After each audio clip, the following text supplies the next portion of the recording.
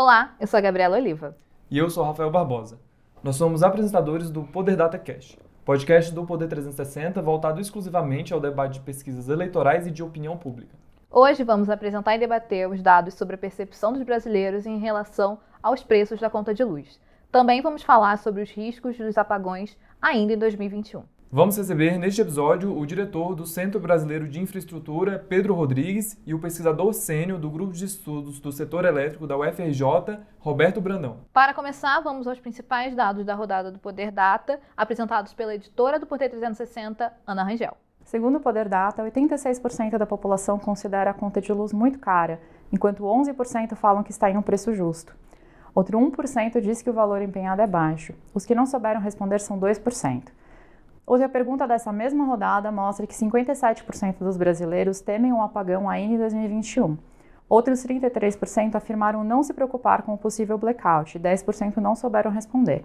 A pesquisa foi realizada de 19 a 21 de julho de 2021. Foram entrevistadas 2.500 pessoas em 427 municípios das 27 unidades da federação. Nesse primeiro bloco, vamos conversar com Pedro Rodrigues, que é um dos diretores do Centro Brasileiro de Infraestrutura. Pedro, seja muito bem-vindo ao Poder Data Cast. Hoje vamos falar um pouco sobre o cenário elétrico no Brasil e sobre os últimos dados da pesquisa do Poder Data. Perfeito, boa tarde, é um prazer estar aqui com vocês. Pedro, temos visto bastante na mídia agora a situação crítica dos reservatórios e a tensão imposta no sistema elétrico. Considerando hoje, quais são as chances do Brasil passar por um apagão e como isso acontece? Olha, eu diria que primeiro a gente tem que diferenciar, que acho que as pessoas não conseguem, às vezes, apagão de racionamento. Então, o racionamento, qual é a diferença? O racionamento de energia, ele é quando a gente não tem capacidade de gerar a energia que a gente precisa. Tá? Isso aconteceu lá em 2001, recente, há 20 anos atrás aqui no Brasil. Esse risco hoje, eu acho que ele é reduzido, tá? Esse risco ele é muito pequeno ainda. A gente tem uma matriz elétrica muito mais diversificada e isso ajuda a diminuição desse risco da gente não ter capacidade de suprir a demanda do mercado brasileiro. Risco diferente é o risco, como você colocou, de apagão. Eu acho que esse risco ele é maior, ele não é imenso, mas ele é maior, principalmente dado aí a crise hídrica que a gente está vivendo, Então a gente está vivendo um momento de seca, que não chove, Pior crise hídrica dos últimos 30 anos, somado a isso, uma recuperação da economia brasileira, o PIB tentando crescer. Então, por que acontecem esses apagões? Porque quando você tem a energia hidrelétrica, que ela serve, na verdade, para suprir o que a gente chama de pico da demanda. E para dar um exemplo muito fácil, aqui em São Paulo, por exemplo, começou a fazer calor. Todo mundo vai ligar o ar-condicionado 2, 3 horas da tarde. Então vai ter um pico de demanda de energia e a hidrelétrica não consegue, as termoelétricas já estão trabalhando no máximo e essas hidrelétricas não conseguem suprir esse pico, essa demanda inesperada numa hora do dia.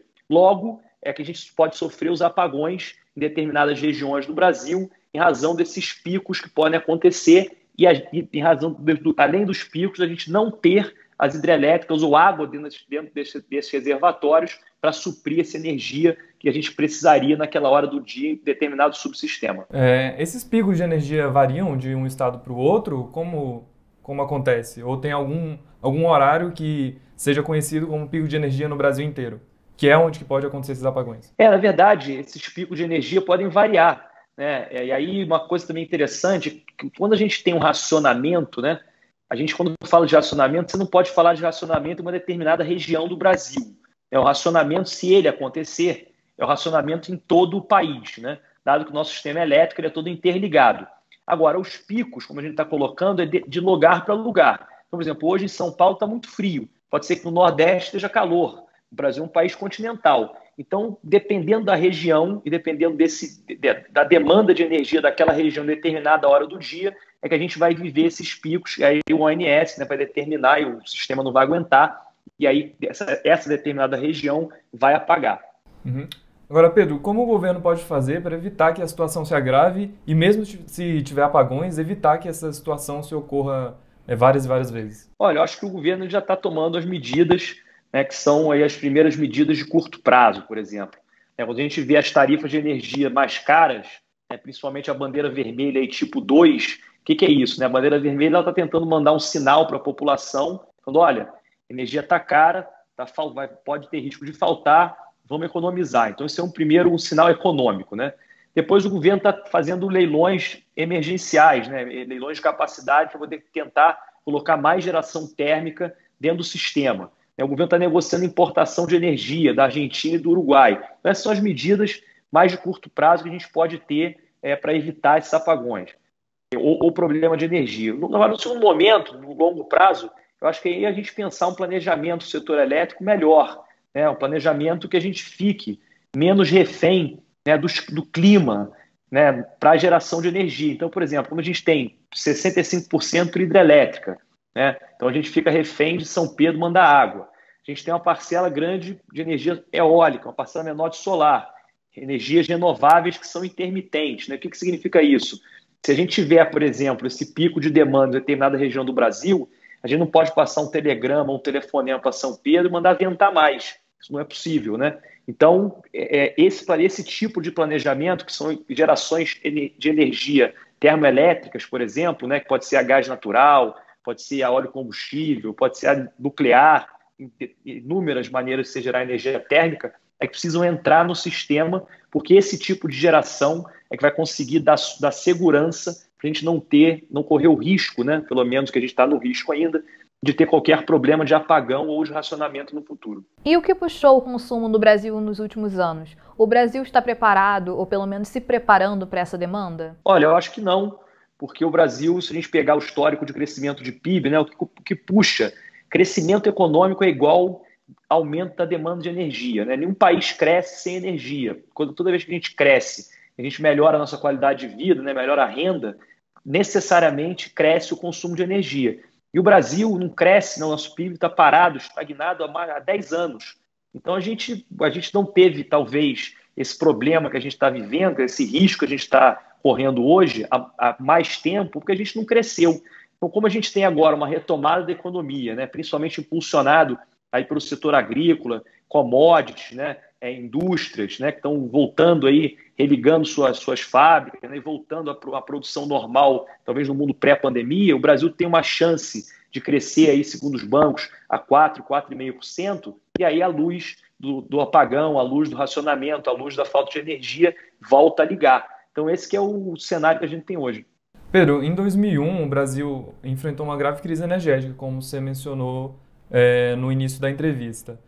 Qual a principal diferença do que aconteceu naquela época para o que a gente está passando agora? Olha, em 2001 o problema tinha algumas diferenças, né? A principal delas é que o Brasil era muito mais dependente, né, da água e das hidrelétricas do que é hoje.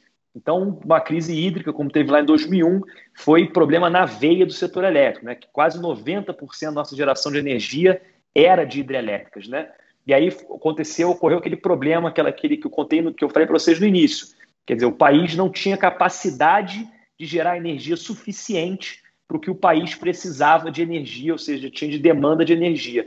Logo, foi necessário racionar. Porque se a gente não racionasse, quer dizer, a gente ia consumir 120 e produzia 100, a números fictícios, né? Então a gente teve que adequar a demanda à oferta. Nesse caso agora é um pouco diferente, porque a gente tem uma matriz muito mais diversificada. O que é isso, né? A gente saiu de 90% da geração hidráulica para 65%. Só que nesse gap, nessa diferença, a gente introduziu aí no sistema elétrico de geração energias renováveis de fontes intermitentes, que é o caso da solar e da eólica, né? E, na minha opinião, a gente não pensou e teve pouca geração térmica nesse sistema.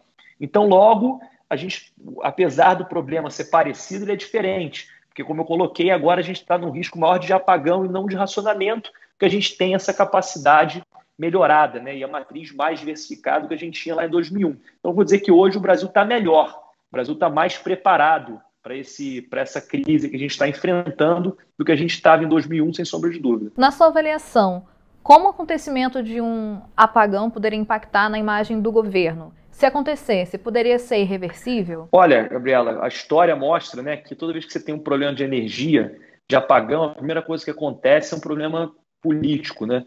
Então, os presidentes não são reeleitos, presidentes podem cair, né, pode dar problemas maiores aí na política. Basta a gente lembrar, nesse ano, a gente teve um problema no Amapá, por exemplo, né, que teve nada a ver com o sistema elétrico, com racionamento, com apagão, foi um problema numa subestação no Amapá, e o Amapá ficou sem luz. Você lembra que tinha uma eleição lá de prefeito, né? O candidato que estava na frente era o irmão do então presidente do Senado, Davi Alcolumbre, estava bem na frente. E o apagão ele foi caindo nas pesquisas, caindo na pesquisa e perdeu a eleição.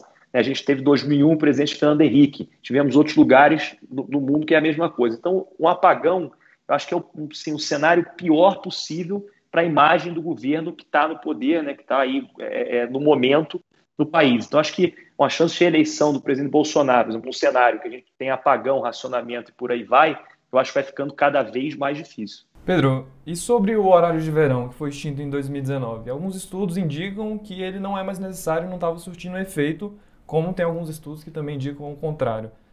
Qual a sua opinião e o que dizem os especialistas do setor sobre esse momento? Olha, o horário de verão, ele tentava fazer exatamente aquilo que eu falei lá anteriormente, né? Deslocar esse pico da demanda de energia. Só que antigamente, anos atrás, o grande vilão do pico de energia era o chuveiro elétrico, né? Então todo mundo chegava em casa, 6, 7 da noite, ia tomar banho, todo mundo ligava o chuveiro elétrico e puxava carga pra caramba no sistema, tinha pico de demanda.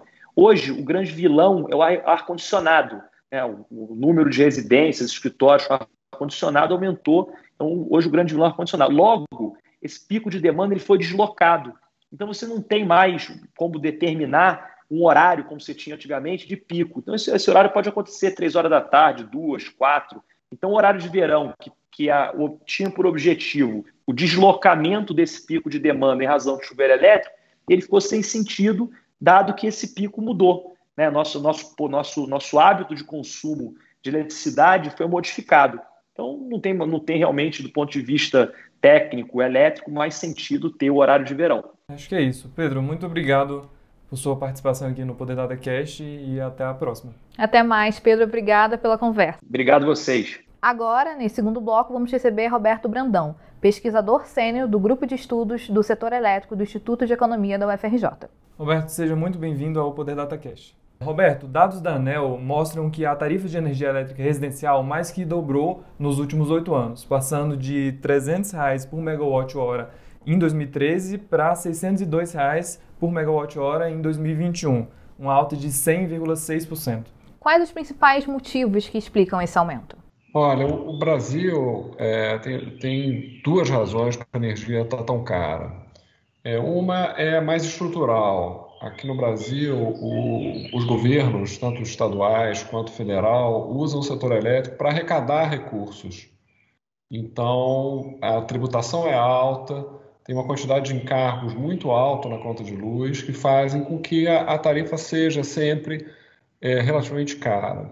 Esse é o primeiro fator. O segundo fator é conjuntural, uma conjuntura que já dura anos, mas é conjuntural. A gente tem um sistema hídrico que a energia se torna mais caro quando você tem pouca água. E isso vem acontecendo sistematicamente nos últimos 9 anos. Os últimos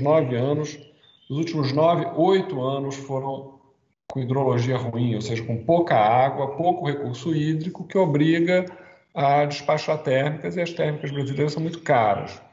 Então, somando as duas coisas, você tem um custo de energia para o consumidor que é caro, mesmo para padrões internacionais. Não está entre os mais caros do mundo, mas é relativamente caro. Em tempos de crise hídrica e elétrica, a ANEEL decidiu aplicar a bandeira patamar 2 vermelha em julho, além de também ter decidido aplicar o reajuste anual das tarifas das concessionárias de energia elétrica em 14 estados. Essas medidas podem ser entendidas como um racionamento via preço? E quais são os impactos para a população, principalmente a mais pobre? Olha, não é um racionamento. Racionamento é quando você faz uma restrição forçada de consumo. O que está acontecendo agora é que o custo de operação do sistema ele subiu muito em função da necessidade de usar maciçamente todas as termoelétricas, inclusive as mais caras dentre elas, inclusive importando energia cara de países vizinhos, fazendo tudo possível para aumentar a geração. Então, o custo do sistema aumentou mesmo, e o que a ANEEL está fazendo é repassar esse custo para o consumidor imediatamente. Então, o consumidor sente o aumento da conta de luz já no mês seguinte ao aumento na conta de luz. Então, Não é um racionamento propriamente dito, não é uma medida forçada, é simplesmente um repasse de custos. Roberto, como as alternativas de energia poderiam impactar na queda do valor nas contas de luz? É preciso ou talvez urgente pensar mais sustentável? Olha, o Brasil já vem fazendo uma opção ao longo dos últimos anos de diversificar a matriz de geração. O que vem crescendo, sobretudo na última década, é a geração não hídrica. Na verdade, nos últimos 20 anos, a participação das hidrelétricas na matriz ela tem decrescido e hoje em dia o que entra mais em termos de geração nova é solar e eólica. Essas são as principais fontes novas, termoelétricas também estão compondo a matriz. Então, de fato, a gente está menos dependente de hidrelétricas, mas ainda muito dependente, porque simplesmente nós temos muitas. Retrospectivamente, sabendo que os últimos 9 anos foram ruins de hidrologia, você vai dizer, essa não é uma boa decisão, mas ninguém sabia isso lá atrás. Roberto, conversamos um pouco sobre o risco de apagões no Brasil no primeiro bloco. Eu queria saber sua opinião sobre o tema. Qual as chances do Brasil passar por apagões, blackouts ou até mesmo um racionamento ainda em 2021? Como essa situação pode ser assegurada e quais as medidas que o governo pode tomar para evitar? Olha, a possibilidade existe, mas ela é baixa. O risco de racionamento é baixo. Basicamente porque os últimos anos você teve um crescimento da capacidade instalada expressivo e o consumo não evoluiu da mesma forma. Então, entre 2015 e 2020, a capacidade instalada do sistema aumentou 20%, o consumo aumentou 3,5%. Então, o sistema tem muita folga. Por outro lado, a gente está esse ano com uma hidrologia muito ruim. Nos últimos 12 meses, encerrados em junho, o que entrou de água nas hidrelétricas, valorado como energia, o que entrou a menos, o que deixou de entrar em relação à média de longo prazo, equivale a 3 vezes a geração média de Itaipu. Um pouco menos do que isso, quase 3 vezes a geração média de Itaipu deixou de entrar. É realmente uma situação muito severa. A gente vai conseguir passar sem maiores problemas por essa situação, justamente porque o sistema está folgado. Se o sistema não tivesse com a folga que está, uma situação como essa seria muito difícil de gerir. O governo está fazendo uma série de medidas, contratando emergencialmente as térmicas que porventura estejam sem contrato, com alguma sobra de energia e capacidade de gerar, importando energia, flexibilizando restrições hídricas das hidrelétricas, e a nossa estimativa é que isso deve resultar até o final do ano em conseguir suprir o consumo, apesar de um custo alto, o consumo vai ser suprido. Se nós tivermos alguns problemas, podemos ter, eles vão ser de pequena dimensão, muito menores do que nós tivemos em 2001, quando nós tivemos realmente um racionamento. Para o ano que vem, porém, a situação é mais preocupante, porque os reservatórios vão chegar realmente vazios no final desse período seco. Se nós tivermos mais um período úmido, que é improvável, mas é possível, mais um período muito seco, nós podemos ter problemas ano que vem. Roberto, qual a perspectiva da conta de luz até o final do ano e até mesmo o ano que vem? Com acionamento de fontes mais caras, como energias através de usinas nucleares e térmicas, a gente pode ter uma conta de luz mais cara? Olha, pode. A ANEEL, ela aprovou o reajuste da bandeira tarifária vermelha, nível 2, emergencialmente, numa reunião recente, e abriu uma consulta pública para fazer um cálculo mais apurado. Esse cálculo mais apurado possivelmente vai chegar à conclusão de que, para pagar todos os custos relacionados a esse tipo de despacho que a gente está fazendo, a conta de luz deve subir talvez mais um pouco. Isso é possível, não está certo, é uma audiência pública que não tem resultado ainda, mas é possível que ainda suba um pouco a conta de luz. Certo. Roberto, muito obrigada por conversar com o Poder Datacast. Roberto, obrigada e até a próxima. Obrigado a vocês pelo convite. Tchau, tchau. Obrigada ao diretor do Centro Brasileiro de Infraestrutura, Pedro Rodrigues, e ao pesquisador Roberto Brandão pela participação no Poder Datacast. Muito obrigado a você que nos escutou e nos acompanhou até aqui. Acompanhe o conteúdo do Poder Data sempre de 15 em 15 dias no Poder 360. Até a próxima. Até!